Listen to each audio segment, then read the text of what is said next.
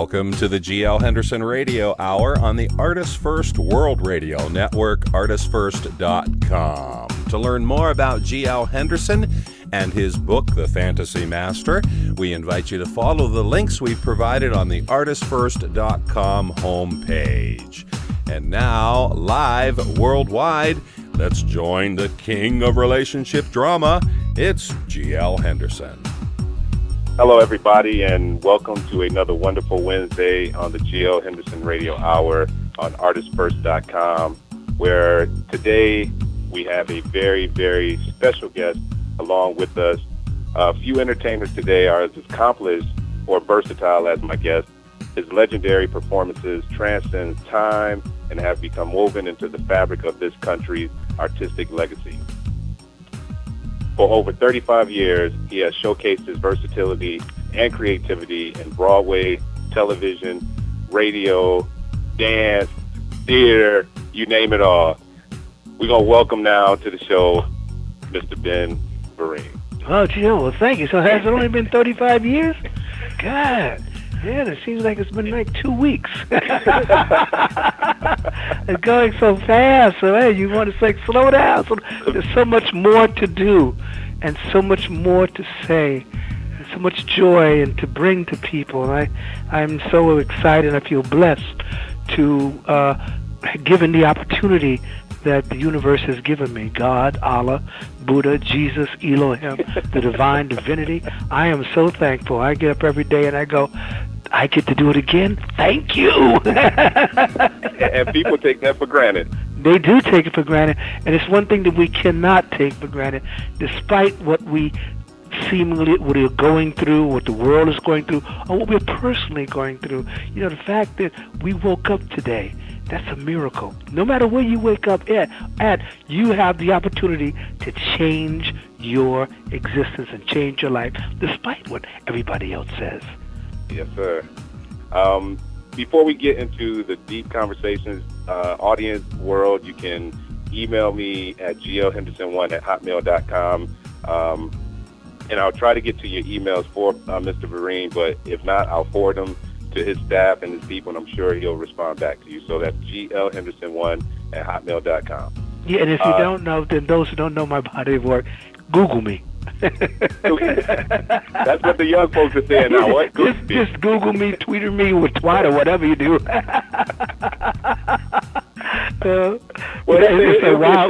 I've lived long enough to see all of this come along. It's wonderful to watch all this technology and people getting closer and you know, the world coming closer together.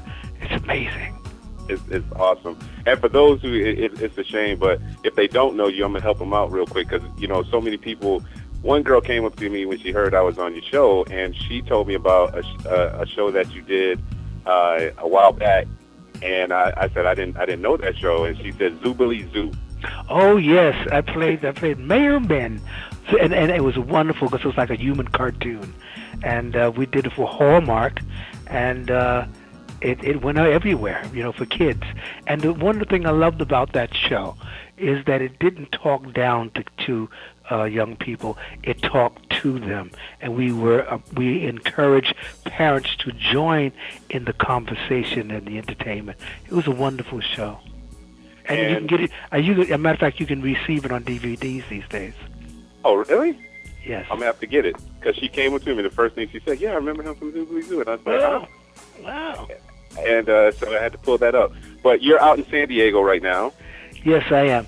I'm playing at a place called Anthology tomorrow night and Friday night at 7:30, and it's called an intimate evening with Ben Vereen. I have some fabulous musicians with me. I have Bernie Dretzel on drums.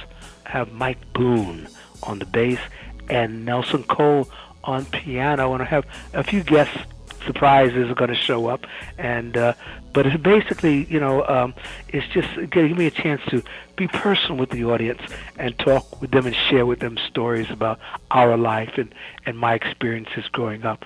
It's all part of a new show that I'm writing called B2B, from Brooklyn to Broadway, and it tells about my story, about how I made it and what I went through. And so this is the beginning of that series, which we're doing, and eventually we're going to head to Broadway with it. Oh, okay. And again, for those that are out on the West Coast in San Diego, and I shout all this information out to you all, that's the anthology in San Diego. And before we get off air with you, we're going to reshoot that back out, and that's in San Diego. And I'll give you the number and the address for that before we get off the air. Wonderful. Before we get into, the Broadway, the television, the radio, let's start with some of the things that are near and dear to your heart from the humanity side. I know you do a lot of things, humanity-wise and just community-wise. Yeah. I think the reason why I do it, they say, why do you do this? I do it because somebody cared for me. Somebody said, let's give this young man a chance. Give him, and I think it's our responsibility of us, and a lot of us do this who are in the limelight, give back to the community in huge ways. But the most important is to encourage and to give direction and to shine a spotlight on that which is plaguing our existence as a people, and keeping us from being unified. One that I'm working on right now is with the vets. What is happening is that a lot of we're not hearing what is really going on. The vets are coming back from Iraq and Iran, and the debriefing is very short, and they're having a problem fitting back into society. And we're losing a lot of our vets there. Some we found them in the forests, camped out there because they can't cope with society. They've come back and their homes are gone because of what has happened with our economy. Their fathers, their mothers are working at a plant, and they come back and it's gone. Their houses are gone. We've had radio shows actually having food drives to raise food for the families of the people, the young men and women who are over there defending our country, and who wear the cloaks of war, no matter what country it is. I can only speak for America because I live here, and I think that our responsibility as a people is to make sure that, one, their homes are protected, their families are protected, and then they come back, they have some place to work and to support their families and make our country stronger. And those of you around the world, and make your country stronger. And one day, I pray, and my want is one day we won't have to have cloaks of war anymore. That one day we will truly live in a heavenly consciousness of peace and love. Wow. If we can duplicate you and spread you out all over, I'm sure that's possible. And as a veteran myself, I understand the fight that they're going through. Yes. And I sit and I talk with many of them as they come back, and because I still have to. I'm one of the people who have to try to get them coping with society, and it is very difficult. Yes, it is. Thing. It is very difficult. Yeah, and so we're trying. What my want is. Valerie Hallaby and some friends down. Her name is Valerie Hallaby in West Palm Beach, and her number is. I will give it to you so you can give it to your listeners. Is 561-799-2018, and they're spearheading a radiothon. We're trying to get radio stations like yours and others around the states to dedicate Veterans Day to the veterans by asking for fundraising, having a fundraiser, a day of fundraising just for the vets, and so we can pool the money and distribute them to all the organizations that are in need of them, so that our vets, show our vets how much we care about them. And the question is, do you really care? Do you really care that these young men and these young women have donned the cloaks of war and have lost their limbs and have lost their bodies, their lives have been given up? Do you really care? I've been to Bethesda. I've been to Walter Reed. I have looked into the eyes of these young men and these young women, and the thing that touches my heart that each one of them will say is, I got to get back. And they're there with their limbs blown off. I got to get back to my unit, because there's a certain camaraderie and a passion that they share, and we've got to pull up by the bootstraps. We got to do something. I mean, this is. Do you care? Do you really care? Do you stop at the airport when you see a young man or young woman in uniform and walk up to them, and do you say, hey, thank you for wearing that uniform. I may not support the war, but I support you, and I want to thank you for what you're doing.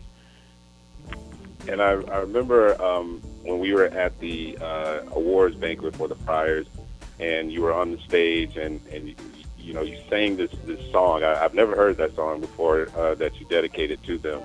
And I was trying to find it, so I don't know if it's something that... The Impossible Dream. Right. Yes, because they do. The words say, we dream the impossible dream. We fight the unbeatable foe. You know, they run where the brave will not go. You know, just to reach our unreachable star. This is their quest, to follow that star. No matter how hopeless, no matter how far, they are willing to fight without question. They're willing to march into hell for our heavenly cause. Where are you? And what do you care? You gotta care. You gotta care. And that, ladies and gentlemen, Ben Vereen. And again, you can email me, questions to him at glhenderson1@hotmail.com. And where can they see more on you at? benvereen.com or benvereen.tv. All right. And that's my website. And I'm here, and now next I go up to Utah to do some work, and then I'm heading to New York to do some work. And we're planning a show for Broadway for next season. So I'll be in rehearsal for that. I'll be in, a matter of fact, I'll be up in Napa Valley at the Lincoln Center up in Napa Valley. I'll be doing a concert up there, and I'm doing one in Minneapolis for 2 nights in August or early September. Okay, and all this info is on the website, right? Yeah, all this is on the website. And then now, in October, if you want to come find me, come down to Honolulu. That's where I'm going to be. But everywhere I go, this is my mission right now, is to make this world a better place for the vets. Wow. It breaks my heart when I, drive by and see vets, holding signs. Say, I fought from the country. Can you give me a dime? Can you give me something? They can't find work, or they're home. They say, I have no home. We're homeless. And what we're trying to, this is the big picture. This is why I'm really supporting Ms. Hallaby and her committee on this. The big picture is this: we have a lot of homes and houses and apartments that are vacant now. They're just sitting there. And so what we want to do is go to the government and ask them to give an incentive to the homeowners if they will allow the vets to have the home, get a great write-off on their taxes, and they'll have a home that they can go to and live in. Now, the next piece is how will they continue to pay for it, and that's the next piece we're putting in place. But we're trying to get them, the ones that are in need of homes, we're trying to get them off the street. Got to get them off the street. And we got to get their families off the street, and we got to get them, places of work and employment, so they feel their worth of what they have donated their lives to, which is the preservation of our safety. And I will, do whatever I can do from, my standpoint, for my brothers and sisters out there. I know you will. I'm so proud of my vets. I'm so proud of my men and women, my children. I'm so proud of them. I mean, even talking about it, I get teared up, you know. So,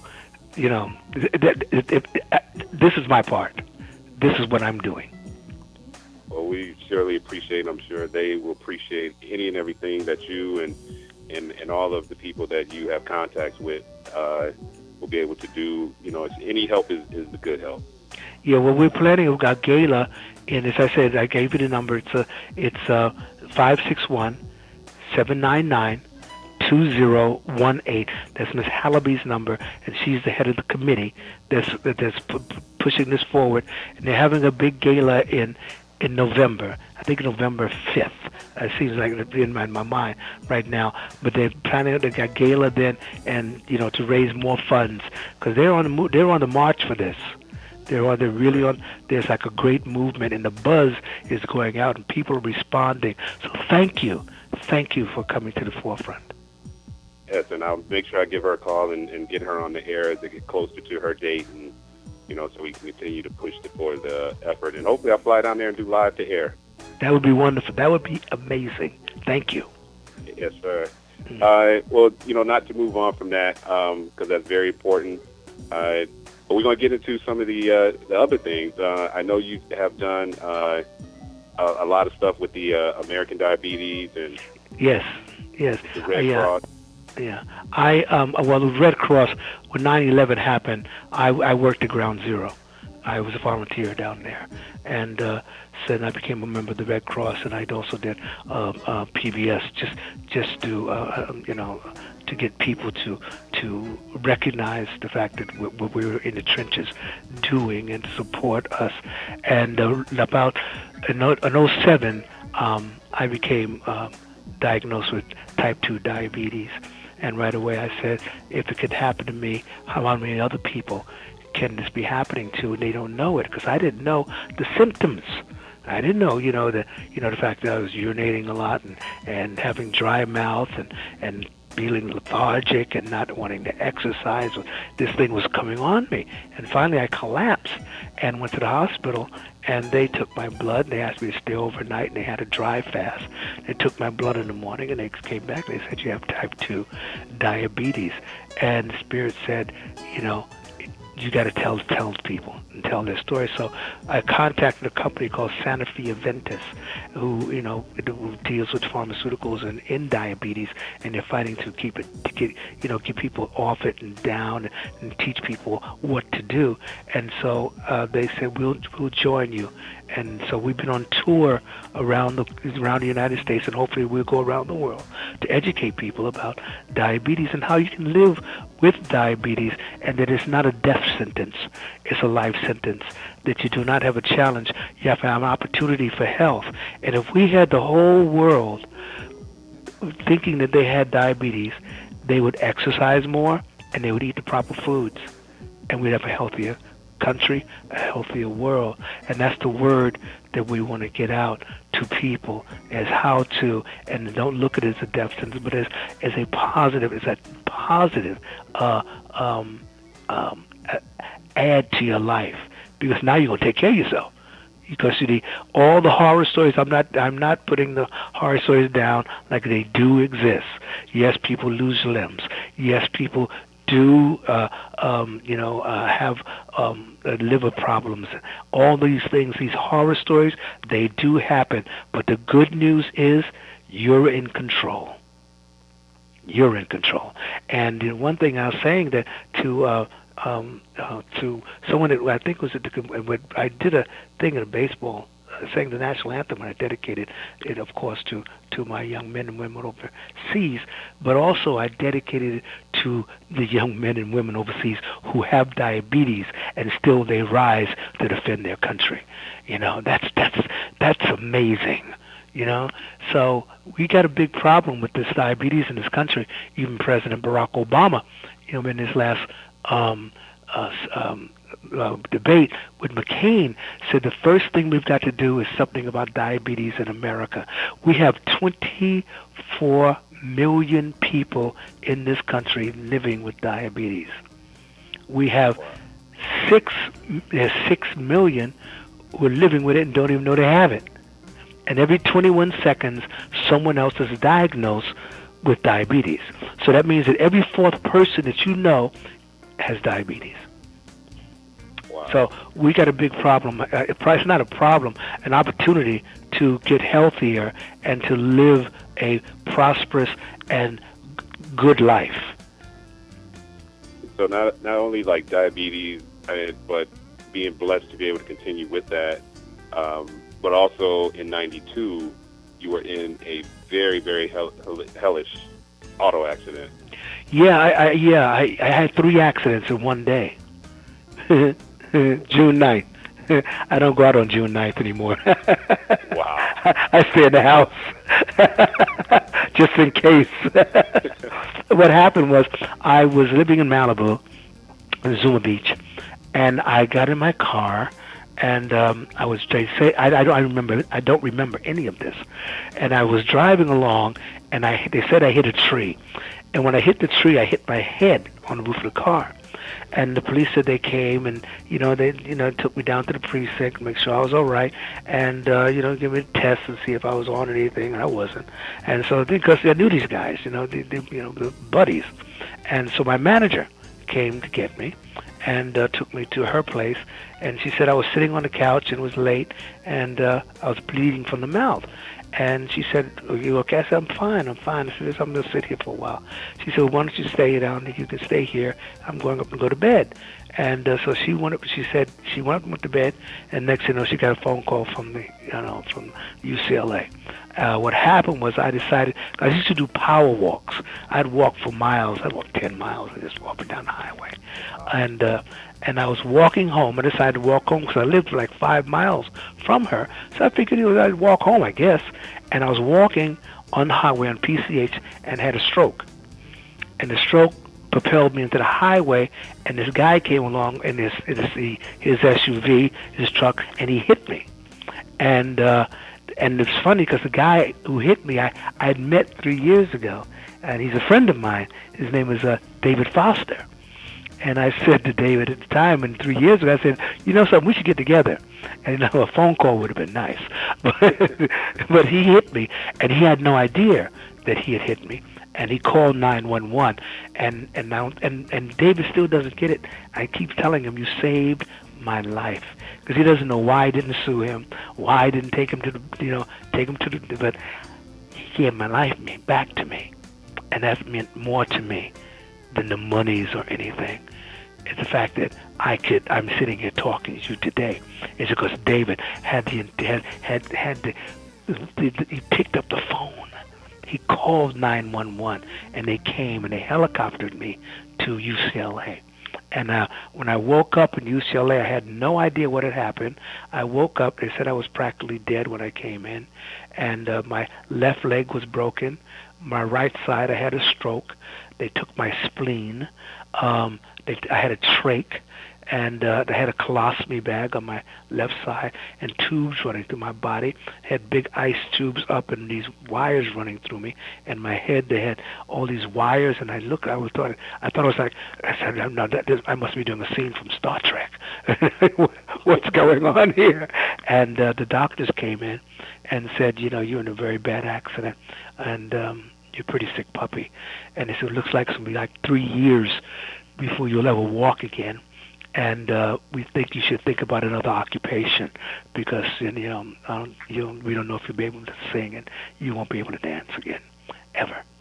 And at that point, they said, we're going to send up the physical therapist. I knew what a physical therapist was. I was needed help with my body. And then they said a new word came into my vocabulary: occupational therapist.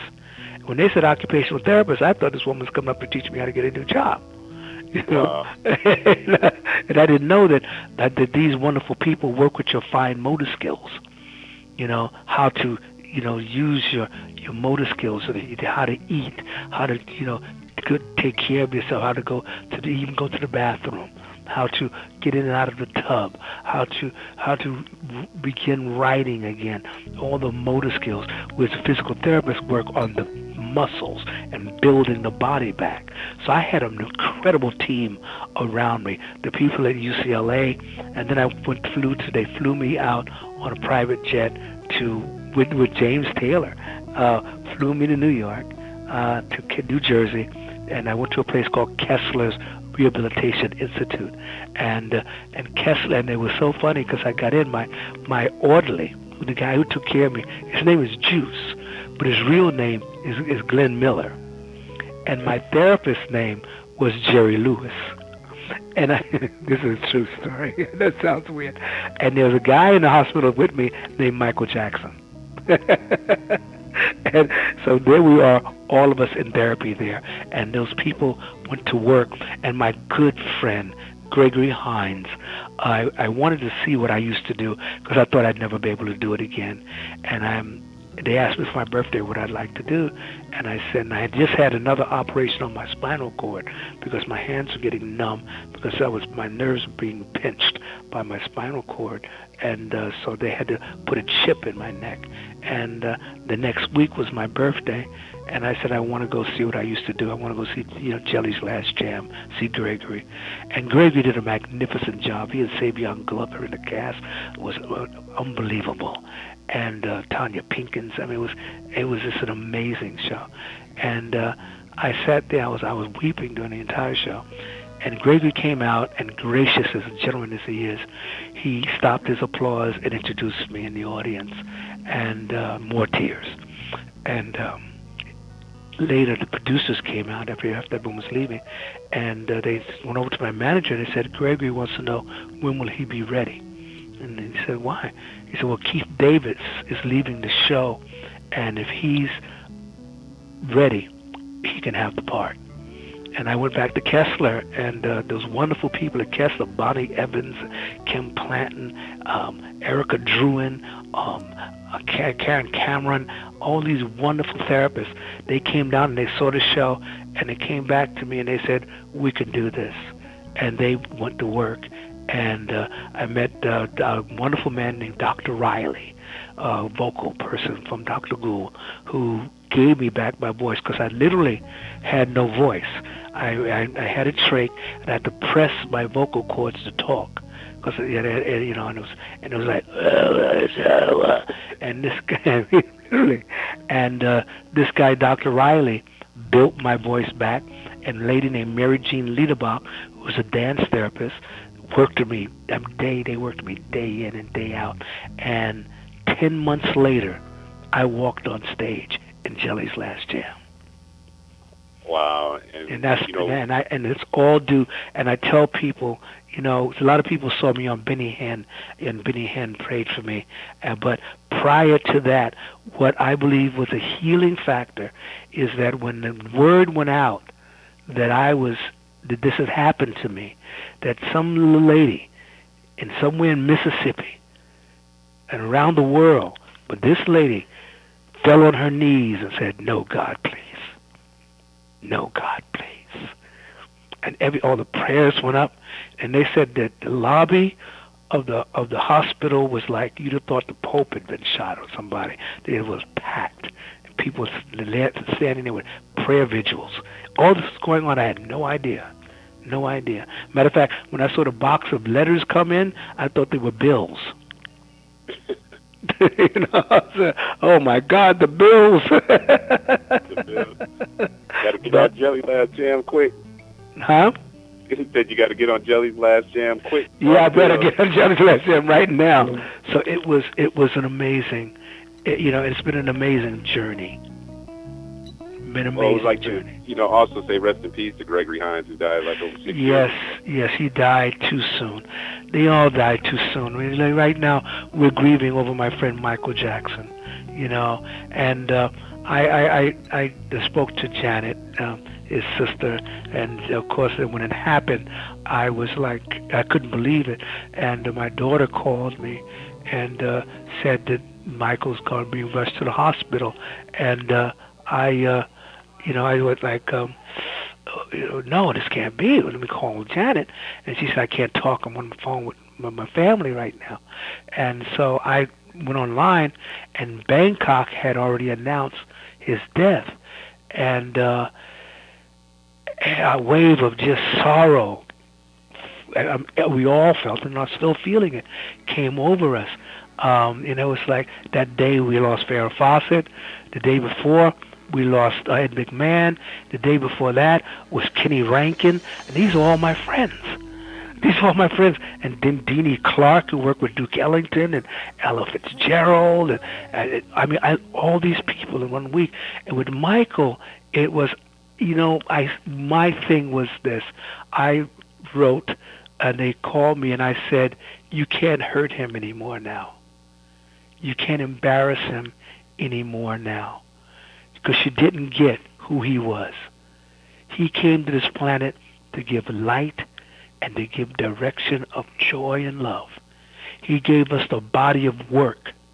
Never mind what his personal journey was all about. You may not agree with what his personal choices were, but the body of work speaks for in volumes.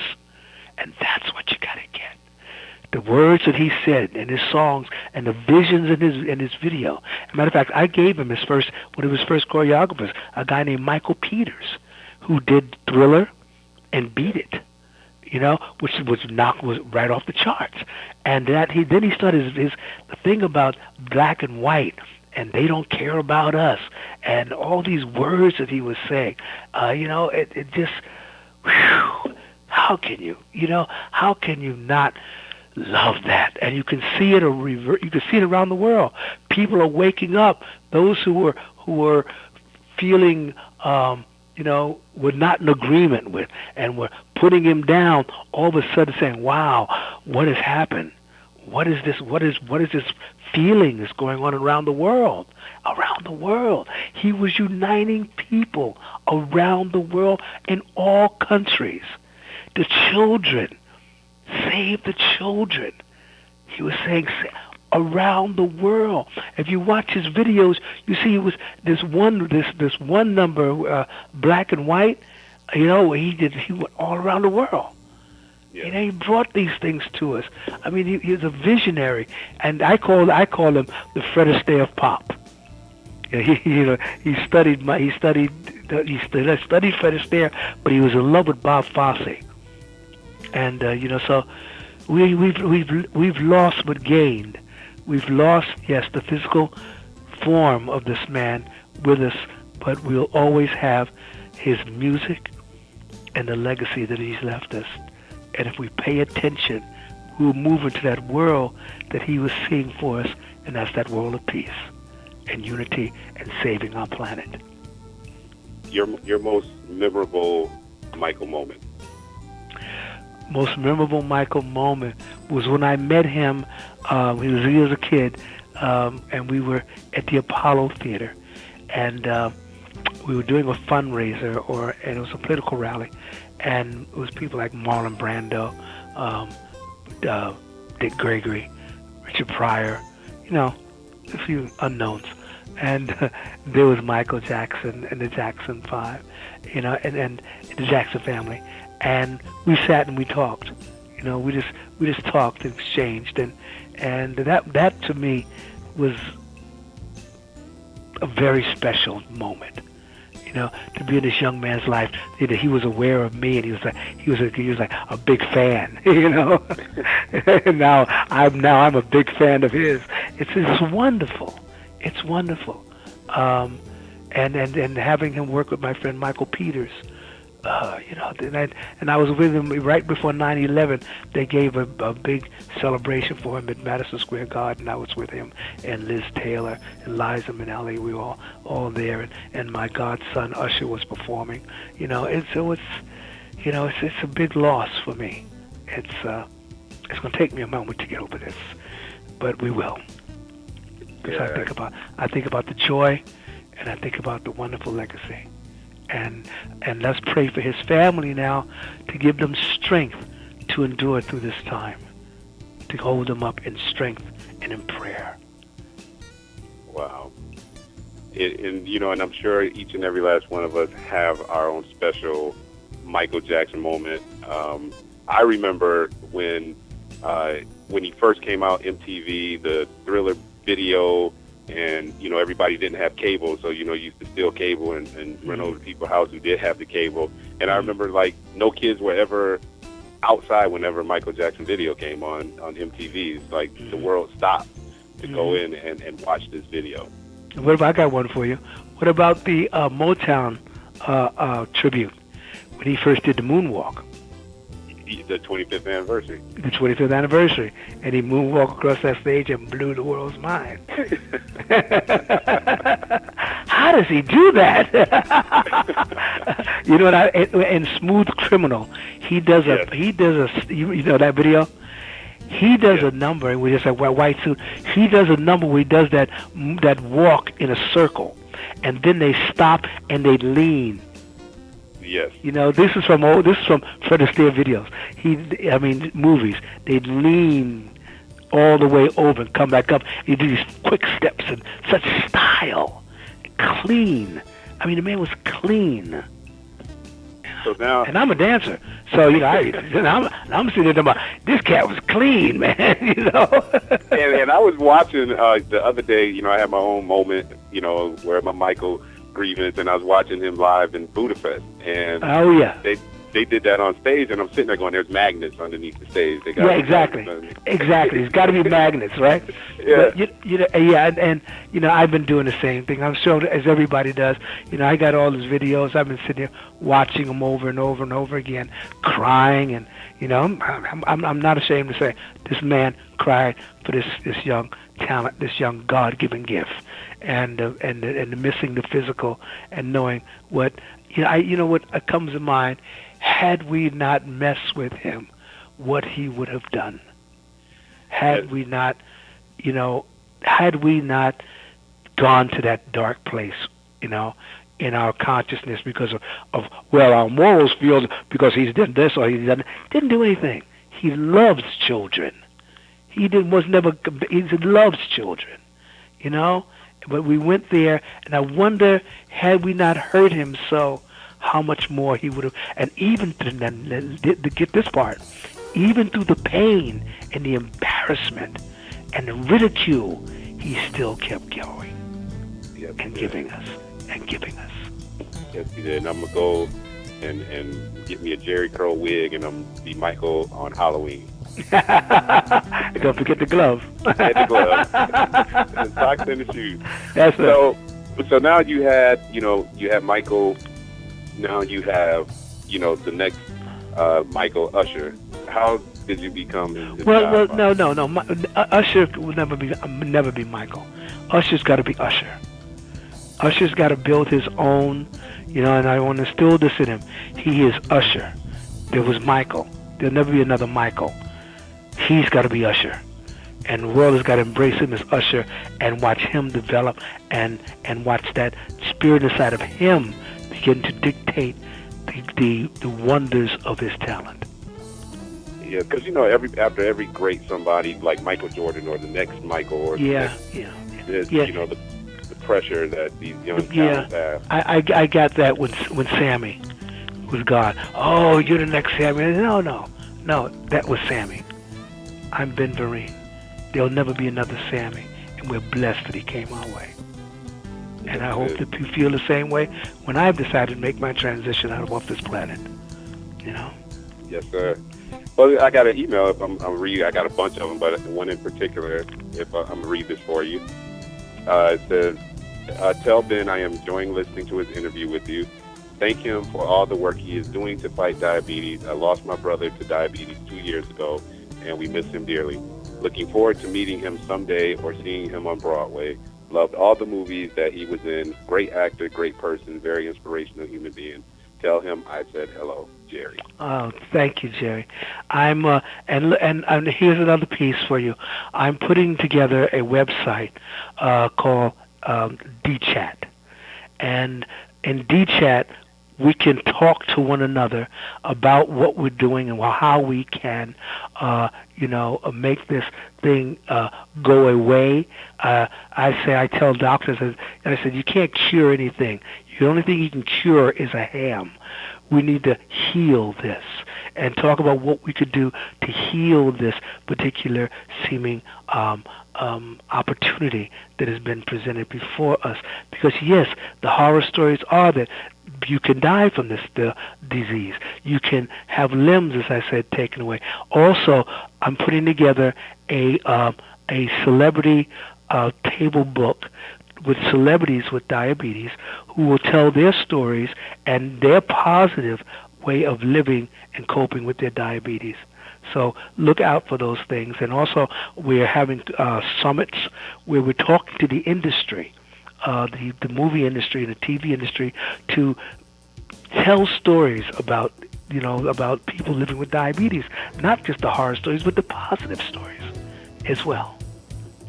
So we're on a march because when I make my speeches about diabetes, I say, we're like the Who, and Horton Hears the Who. We're like the Who. It's like we're there. Horton hears it. Somebody, President Barack Obama, hears it, but he needs us to make a mighty noise so that the world says we've got to do something about diabetes. So the world hears us. We are here, and we are taking center stage. We're taking the stage for diabetes now. We've got to wake up, America. You got to wake up the world, because we can live healthy. Now, I know this hour was going to fly by, but I didn't think it was going to fly by that fast. But I have to touch on something that I know all my listeners out there, they just know you from Roots. Yes. One of the beginning, from where I was introduced to you from that movie. How was that for you being in that movie, and how far do you think we've come? I think we've come quite a long ways. We got a long way to go until we realize that Roots is not just about a racial or people. It's about all people, because we're all rooted in the same divine divinity that created everything. And that is your Heavenly Father, Heavenly Mother, your Jesus, Allah, Buddha, Krishna, Elohim, whomever you want to call it to be.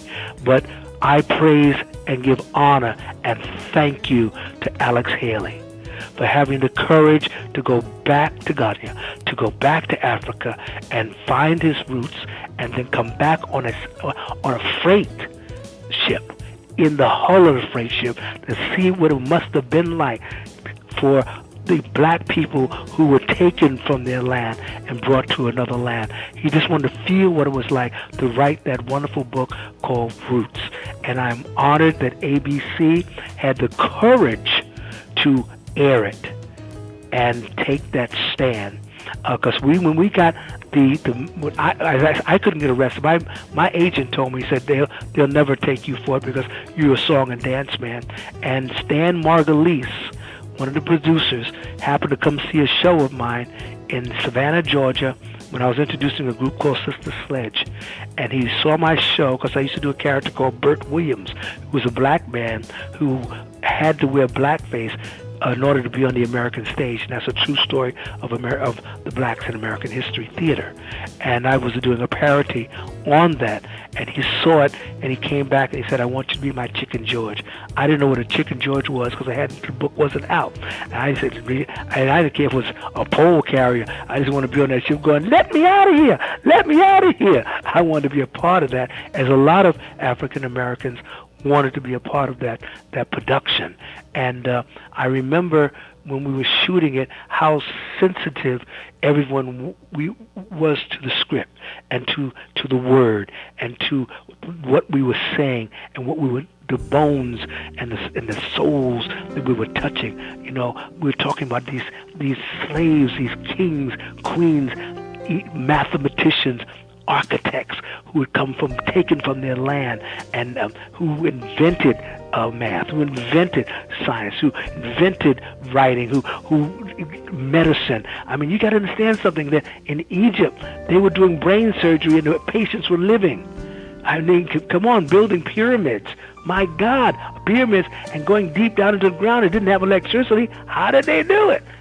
these genius people were taken as slaves over to a land which they knew not of, and they were in slavery. And you got to picture this now. Here was this king, here was this mighty warrior with his family standing on a slave block, and they see his wife go one way and his child go another way, and he's taken and put into a field somewhere else and made to become a breeder or a worker in the field. And I must praise the African American woman, because if it wasn't for her, we wouldn't be here. She was the one who sacrificed and said, I'll be what you want me to be. Just don't kill my male child. Please don't kill my male child. I'll be your whore. I'll be your whatever you want me to be, but don't kill my male child. And because of that word, today we have Barack Obama, whose mother is American and father is an African. He's a true African American. So I thank Alex Haley for this experience, because when we were doing it, I remember ABC got threats if they aired it, they were going to bomb ABC. And I remember staying inside that week and watching it on TV. And when I came out, I got a call from the American Music Awards, and a friend of mine, Freddie Prince, this wonderful comedian who died too soon, was supposed to do the show, and they asked me to cover for him. And I went down to the show, and Mike Douglas and I were backstage, and they announced us, and the curtain opened, and there was a standing ovation, and I thought it was for Mike. This is Mike Douglas. So I turned to the side, and I started applauding too. And Mike looks at me and says, no, that's for you. Wow. And I realized what had happened, that they got it. They got it. And 30 years later, the TV Land Award got us together and gave us award. The Emmys got the cast back together to say thank you. The people are still growing in that consciousness. And I believe, and my want, is that we realize who we are in the divine divinity of consciousness, that we're all from the same creator. We're just different hues and shades, like the flowers in the field. This bouquet of God's bouquet. That's who we are. And we grow. We just got to cut the weeds out. Wow. But the time is, come down close to end here in a few minutes. Is there anything that you would like to say to the listeners out there? Especially to my young men and women, my vets. I love you. I love you, and we're going to make this world better for you. And, do what you got to do. Come home safe. Come home, your mom and dad, your sisters and brothers, to us. We love you. We support you. And we're here for you, and we will be here for you. And that's my mission, that we're going to get it right for you. And thank you. And thank you. And to your listeners around the world, let's have a world of peace. Let's have a world of love, because that's what the world was created for. It was created in a garden of love. And love is the key, because someone keeps telling me that God is love, Allah is love, Krishna is love, Buddha is love. Where is the love? Let's show it. Let's be it. Demonstrate it. If you can see and hear Mr. Vereen out in San Diego, intimate evening with Ben Vereen at the Anthology in San Diego, and the number out there is 619-595-0300, where he'll be doing tributes to Sammy Davis Jr., Frank Sinatra, and a lot of Broadway and familiar standards out there. And that's Thursday, June 2nd at 7:30 p.m. and Friday, June 3rd at 7:30 p.m. Thank you. Thank you. This has been wonderful. And thank you to your listeners. And have a wonderful, wonderful life. Have a wonderful day, night. Have what you want in life. And may it come to you with great ease. All the obstacles in your life, I speak the word for them to dissolve. And everything that you want comes to you with great ease. All healing, all prosperity. I want that for you, and I want it for all of us. Thank you, sir. And I thank you for taking out the time to be on my show. I know you could be doing a million and one things out there, but I do humbly thank you for being on the show, and for my listeners out there for taking out your time to tune in to the show, which you can pass it on. I'm sure you enjoyed it. The show will be archived for your listening pleasure, and your friends, family, they can tune in and hear the interview anytime from around the world with Ben Vereen and any of my other past guests. Before I close, as I do always as the king of relationship drama fiction, I will always say to you that you'll know a relationship is right for you when a person comes along. They will compliment you, not complicate you. Until next Wednesday, stay tuned for some of our upcoming talent, celebrities, guests. So be it. Until then, Ben Vereen, myself, we will chat with you later. Life is good.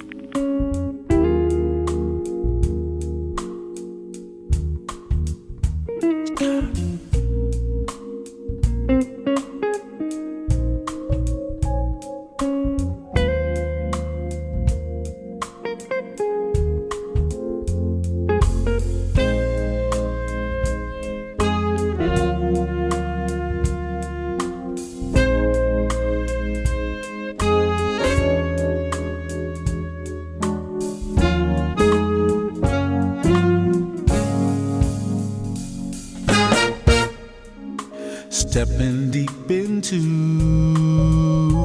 the night,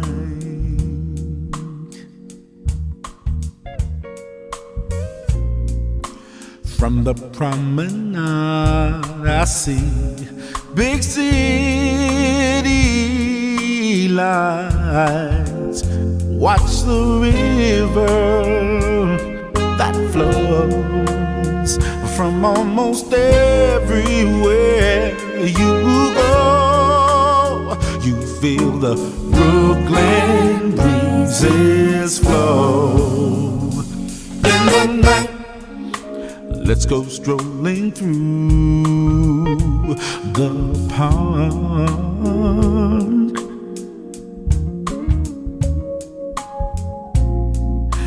Go downtown and meet at our favorite restaurant. Hear the sweet music that plays. Our bodies bend and sway as the Brooklyn breezes flow. In the night,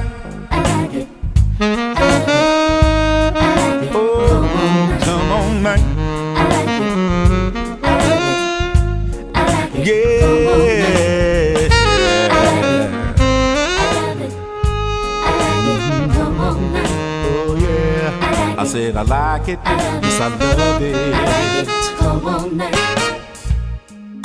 In London town they treat me fine, oh so fine.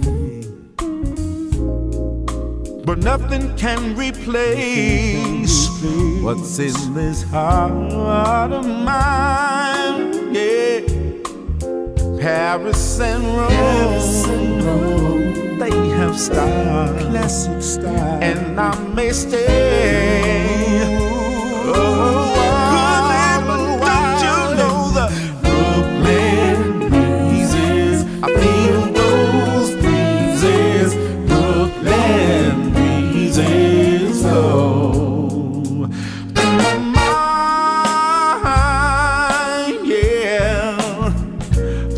My mind,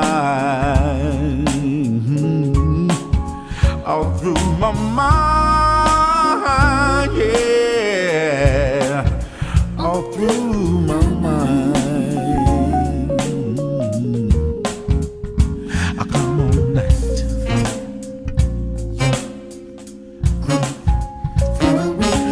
come on now, don't you feel it? You know you need it.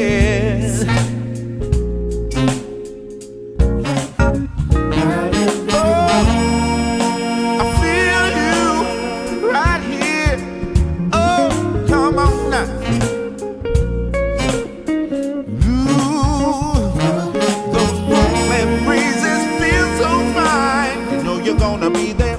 mind wells. Come on, send your love to me right here. Oh yeah, oh yeah, oh. Special thanks to Funk This for Brooklyn Breezes.